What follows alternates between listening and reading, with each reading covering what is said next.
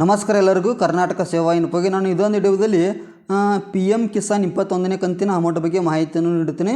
P M Kisan ಅಂದರೆ ಎಲ್ಲರೂ ಕೂಡ ಈ ಯೋಜನೆ ಬಗ್ಗೆ ಮಾಹಿತಿ ಗೊತ್ತಿದೆ ಅಂತ ನಾನು ಅಂದುಕೊಂಡಿದ್ದೇನೆ. ಏಕಪ್ಪ ಅಂತಂದರೆ ಇದು 4 ತಿಂಗಳಿಗೊಮ್ಮೆ ಎಲ್ಲ ರೈತರಿಗೂ ಕೂಡ ಈ ಯೋಜನೆಯಲ್ಲಿ ಸುಮಾರು 2,000 ರೂಪಾಯಿ ಅಮೌಂಟ್ ಜಮಾ ಆಗ್ತಾ ಬಂದಿದೆ ಅಂತಲೇ ಹೇಳ್ಬೋದು. ಈಗ ನಿನ್ನೆ ಏನು ಕೊಯಂಬತ್ತೂರು ಅಂದರೆ ತಮಿಳುನಾಡಿನಲ್ಲಿ ಏನು ಸಮಾರಂಭದಲ್ಲಿ ಪ್ರೈಮ್ ಮಿನಿಸ್ಟರ್ ಆದ ನರೇಂದ್ರ ಮೋದಿಯವರು ನಿನ್ನೆ ಸಮಾರಂಭದಲ್ಲಿ ಕೂಡ ಭಾಗಿಯಾಗಿದ್ದರು.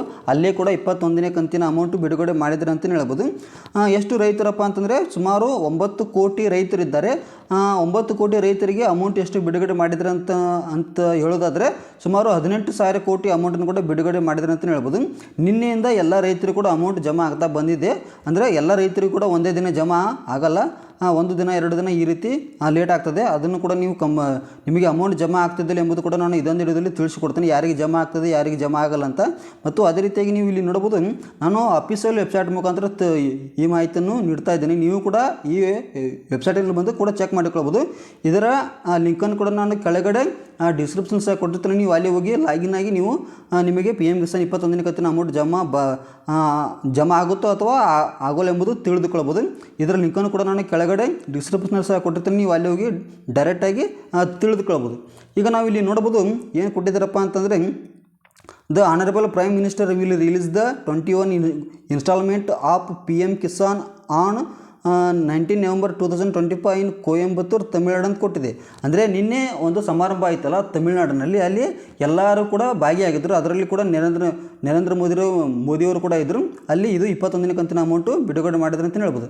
ಈಗ ಇದನ್ನು ಯಾವ ರೀತಿ ಚೆಕ್ ಮಾಡಿಕೊಳ್ಬೇಕಪ್ಪ ಅಂತಂದರೆ, ಅಂದರೆ ಅಮೌಂಟ್ ಬರುತ್ತೋ ಅಥವಾ ಬರಲ್ಲೋ ಎಂಬುದು ರೈತರು ಯಾವ ರೀತಿ ತಿಳಿದುಕೊಳ್ಬೇಕಪ್ಪ ಅಂತಂದರೆ, ಈಗ ಸ್ವಲ್ಪ ಇದು ಮೇಲ್ಗಡೆ ಇಲ್ಲಿ ಸ್ಕ್ರೋಲ್ ಮಾಡಿದಾಗ ಇಲ್ಲಿ ನಮಗೆ ನೋಡ್ಬೋದು ಫಾರ್ಮರ್ಸ್ ಕಾರ್ನರ್ ಅಂತ ಬರುತ್ತೆ.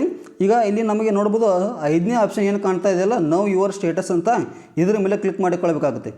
ಇದರ ಮೇಲೆ ಕ್ಲಿಕ್ ಮಾಡಿಕೊಂಡ ನಂತರ ನಮಗೆ ಈ ರೀತಿ ಎಂಟ್ರಿ ಬರುತ್ತೆ. ಈ ರೀತಿ ಎಂಟ್ರಿ ಬಂದಾಗ ಈಗ ಇಲ್ಲಿ ನೋಡ್ಬೋದು ಎಂಟರ್ ರಿಜಿಸ್ಟರ್ ನಂಬರ್ ಕೇಳುತ್ತೆ. ನಮ್ಮ ಹತ್ರ ಒಂದು ವೇಳೆ ರಿಜಿಸ್ಟರ್ ನಂಬರ್ ಇರ್ತಿದ್ರೆ ಅದನ್ನು ಕೂಡ ನಾವು ಇಲ್ಲೇ ಕೂಡ ತೆಗೆದುಕೊಳ್ಬೋದು. ಅದು ಯಾವ ರೀತಿಯಪ್ಪ ಅಂತಂದರೆ, ಇಲ್ಲಿ ಮೇಲ್ಗಡೆ ನೀವು ನೋಡ್ಬೋದು ನೌ ಯುವರ್ ರಿಜಿಸ್ಟರ್ ನಂಬರ್ ಅಂತ ಏನು ಕಾಣ್ತಾ ಇದೆಯಲ್ಲ, ಇದರ ಮೇಲೆ ಕ್ಲಿಕ್ ಮಾಡಿಕೊಂಡು ನಮ್ಮ ರಿಜಿಸ್ಟರ್ ನಂಬರ್ ಕೂಡ ನಾವು ಇಲ್ಲೇ ಕೂಡ ತೆಗೆದುಕೊಳ್ಬೋದು. ಒಂದು ವೇಳೆ ನಿಮ್ಮ ಹತ್ರ ಏನಾದರೂ ಈಗ ಅರ್ಜೆಂಟಾಗಿ ರಿಜಿಸ್ಟರ್ ನಂಬರ್ ಇರದೇ ಇದ್ದರೆ ನೀವು ನೌ ಯುವರ್ ರಿಜಿಸ್ಟರ್ ನಂಬರ್ ಮೇಲೆ ಕ್ಲಿಕ್ ಮಾಡಿದರೆ ನಮಗೆ ಈ ರೀತಿ ಇಂಟರ್ಫೇಸ್ ಬರುತ್ತೆ. ಇಲ್ಲಿ ನಾವು 2 ರೀತಿಯಲ್ಲಿ ನಮ್ಮ ರಿಜಿಸ್ಟರ್ ನಂಬರ್ ಕೂಡ ನಾವು ಪಡೆದುಕೊಳ್ಬೋದು. ಒಂದು ಮೊಬೈಲ್ ನಂಬರ್ ಮುಖಾಂತರ ಪಡೆದುಕೊಳ್ಬೋದು ಮತ್ತು ಅದೇ ರೀತಿಯಾಗಿ ಆಧಾರ್ ಕಾರ್ಡ್ ಮುಖಾಂತರ ನಾವು ಕೂಡ ಪಡೆದುಕೊಳ್ಬೋದು. ಅದು ಯಾವ ರೀತಿ ಇರುತ್ತೆ ಎಂಬುದು ಕೂಡ ನಾನು ನಿಮಗೆ ಇಲ್ಲಿ ತಿಳಿಸಿಕೊಡ್ತೀನಿ. ಮೊಬೈಲ್ ಮುಖಾಂತರ ಅಂದರೆ ನಿಮ್ಮ ಮೊಬೈಲ್ ನಂಬರ್ ಹಾಕಬೇಕಾಗುತ್ತೆ. ಮೊಬೈಲ್ ನಂಬರ್ ಹಾಕಿದ ನಂತರ ಒಂದು ಕ್ಯಾಪ್ಚಾ ಇರುತ್ತೆ, ಅಂದರೆ ನಂಬರ್ಸ್ ಇರುತ್ತೆ. ಆ ನಂಬರ್ ನೀವು ಟೈಪ್ ಮಾಡಿ ಗೆಟ್ OTP ಮೇಲೆ ಕ್ಲಿಕ್ ಮಾಡ್ಕೊಂಡು ನಿಮ್ಮೊಂದು OTP ಬರುತ್ತೆ. ಒಂದು ವೇಳೆ ನಿಮ್ಮ ಹತ್ರ ನಂಬರ್ ಇಲ್ಲಾಂದರೆ ಆಧಾರ್ ಕಾರ್ಡ್ ಇರುತ್ತಲ್ಲ, ಆಧಾರ್ ಕಾರ್ಡ್ಗೆ ಯಾವ ಮೊಬೈಲ್ ನಂಬರ್ ಇರುತ್ತೋ ಆಧಾರ್ ಕಾರ್ಡ್ ಸಂಖ್ಯೆ ಹಾಕಬೇಕಾಗುತ್ತೆ. ಆಧಾರ್ ಸಂಖ್ಯೆ ಹಾಕಿದ ನಂತರ ಅಲ್ಲಿ ಕೂಡ ಒಂದು ಕ್ಯಾಪ್ಚಾ ಇರುತ್ತೆ. ಆ ಕ್ಯಾಪ್ಚಾನ್ನು ಹಾಕಿದ ನಂತರ ಗೆಟ್ OTP ಮೇಲೆ ಕ್ಲಿಕ್ ಮಾಡಿದ ನಂತರ ಅದಕ್ಕೊಂದು OTP ಬರುತ್ತೆ. ಆ OTP ಬಂದ ನಂತರ ನಿಮ್ಮದು ಅಲ್ಲಿ ರಿಜಿಸ್ಟರ್ ನಂಬರ್ ಶೋ ಆಗುತ್ತೆ. ಆ ರಿಜಿಸ್ಟರ್ ನಂಬರ್ ಶೋ ಆದ ನಂತರ ನೀವು ಮತ್ತೊಮ್ಮೆ ಬ್ಯಾಕ್ ಬರಬೇಕಾಗುತ್ತೆ. ಬ್ಯಾಕ್ ಬಂದು ನೀವು ಆಗಲೇನು ನಾನು ನಿಮಗೆ ತಿಳಿಸ್ಕೊಟ್ನಲ್ಲ, ಅಲ್ಲಿ ನಿಮ್ಮ ರಿಜಿಸ್ಟರ್ ನಂಬರ್ ಹಾಕಿ ನಿಮ್ಮ ರಿಜಿಸ್ಟರ್ ನಂಬರ್ ಹಾಕಬೇಕಾಗುತ್ತೆ. ರಿಜಿಸ್ಟರ್ ನಂಬರ್ ಹಾಕಿದ ನಂತರ ಅದೊಂದು ಕ್ಯಾಪ್ಚಾ ಇರುತ್ತೆ. ಕ್ಯಾಪ್ಚಾ ಹಾಕಿದ ನಂತರ ಗೆಟ್ OTP ಮೇಲೆ ಕ್ಲಿಕ್ ಮಾಡ್ಕೊಳ್ಬೇಕಾಗುತ್ತೆ. ಗೆಟ್ OTP ಮೇಲೆ ಕ್ಲಿಕ್ ಮಾಡಿಕೊಂಡ ನಂತರ ನಿಮಗೆ ಅಲ್ಲಿ ಕಂಪ್ಲೀಟ್ ಮಾಹಿತಿ ಬರುತ್ತೆ ಅಂತ ಹೇಳ್ಬೋದು. ನನ್ನ ಹತ್ರ ರಿಜಿಸ್ಟರ್ ನಂಬರ್ ಇಲ್ಲ, ಹಾಗಾಗಿ ನಾನು ನಿಮಗೆ ಹಾಗೆ ತಿಳಿಸ್ತಾ ಇದ್ದೀನಿ. ಅದು ಯಾವ ರೀತಿ ಇರುತ್ತೆ ಎಂಬುದು ನಿಮಗೆ ಕೂಡ ನಾನು ಇಲ್ಲಿ ತಿಳಿಸ್ಕೊಡ್ತೀನಿ, ನಿಮಗೆ ಅಮೌಂಟ್ ಬರುತ್ತೋ ಅಥವಾ ಬರಲ್ಲ ಎಂಬುದು. ಈಗ ನಿಮಗೊಂದು ಇಲ್ಲೊಂದು ಫೋಟೋನ ಕೂಡ ಇಲ್ಲಿ ಶೋ ಮಾಡ್ತೀನಿ. ಈ ಫೋಟೋದಲ್ಲಿ ಯಾವ ರೀತಿ ಇರುತ್ತೆ ಎಂಬುದು ನಿಮಗೆ ಇಲ್ಲಿ ಗೊತ್ತಾಗ್ತದೆ ಅಂತಲೇ ಹೇಳ್ಬೋದು. ಈಗ ಇಲ್ಲಿ ನೋಡ್ಬೋದು 1ನೇ ಆಪ್ಷನ್ ನಮ್ಗೆ ಏನು ಕಾಣ್ತಾ ಇದೆಯಲ್ಲ, ಇಲ್ಲಿ ಎಲಿಜಿಬಿಲಿಟಿ ಸ್ಟೇಟಸ್ ಅಂತ ಇರುತ್ತೆ. ಎಲಿಜಿಬಿಲಿಟಿ ಸ್ಟೇಟಸ್ನಲ್ಲಿ ನಿಮಗೆ ಏನು ಇರಬೇಕಪ್ಪ ಅಂತಂದರೆ, KYC ಆಗಿರಬೇಕು, ಬ್ಯಾಂಕ್ ಸೀಡಿಂಗ್ ಆಗಿರಬೇಕು, ಆಧಾರ್ ಕಾರ್ಡ್ ಲಿಂಕ್ ಆಗಿರಬೇಕು. ಇಲ್ಲಿ ಆಧಾರ್ ಕಾರ್ಡು ಕೂಡ ಇರಬೇಕು. ಇವು 3 ಕೂಡ ಕರೆಕ್ಟಾಗಿದ್ದರೆ ನಿಮಗೆ ಅಮೌಂಟ್ ಬರುತ್ತೆ ಅಂತ ಹೇಳ್ಬೋದು. ಮತ್ತು ಅದೇ ರೀತಿಯಾಗಿ ಲೇಟೆಸ್ಟ್ ಇನ್ಸ್ಟಾಲ್ಮೆಂಟ್ ಡೀಟೇಲ್ಸ್ ಅಂತ ಏನಿದೆಯಲ್ಲ, ಇದರ ಕೆಳಗಡೆ ನೀವು ಇಲ್ಲಿ ನೋಡ್ಬೋದು FTO.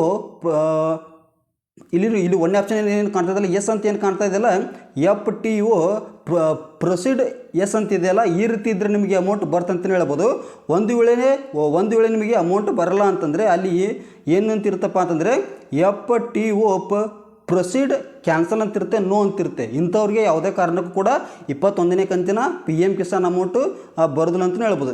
ಇಲ್ಲಿ ಎಸ್ ಅಂತಿದ್ರೆ ಎಲ್ಲರಿಗೂ ಕೂಡ ಅಮೌಂಟ್ ಬರ್ತಂತಲೇ ಹೇಳ್ಬೋದು. ಹಾಗಾಗಿ ನೀವು ಕೂಡ ಇಲ್ಲಿ ಬಂದು ಚೆಕ್ ಮಾಡಿಕೊಳ್ಬೋದು ನಿಮಗೆ ಅಮೌಂಟ್ ಬರುತ್ತೋ ಇಲ್ಲ ಎಂಬುದು. ಇದರ ಲಿಂಕನ್ನು ಕೂಡ ನಾನು ಕೆಳಗಡೆ ಡಿಸ್ಕ್ರಿಪ್ಷನ್ ಸಹ ಕೊಟ್ಟಿರ್ತೀನಿ, ನೀವು ಅಲ್ಲಿ ಹೋಗಿ ಡೈರೆಕ್ಟಾಗಿ ತಿಳಿದುಕೊಳ್ಬೋದು. ಇದಾಗಿತ್ತು ಮಾಹಿತಿ. ನಿಮಗೇನಾದರೂ ಮಾಹಿತಿ ಇಷ್ಟ ಆಗಿದ್ರೆ ಕೆಳಗಡೆ ನಮ್ಮದು ವಾಟ್ಸಪ್ ಚಾನಲ್ ಲಿಂಕ್ ಇರುತ್ತೆ, ಅದಕ್ಕೂ ಕೂಡ ನೀವು ಜಾಯ್ನ್ ಆಗ್ಬೋದು. ಮತ್ತು ನಾನು ನಿಮಗೆ ಮುಂದಿನ ವಿಡಿಯೋದಲ್ಲಿ ಸಿಗುತ್ತೇನೆ. ಅಲ್ಲಿವರೆಗೆ ಎಲ್ಲರಿಗೂ ಧನ್ಯವಾದಗಳು.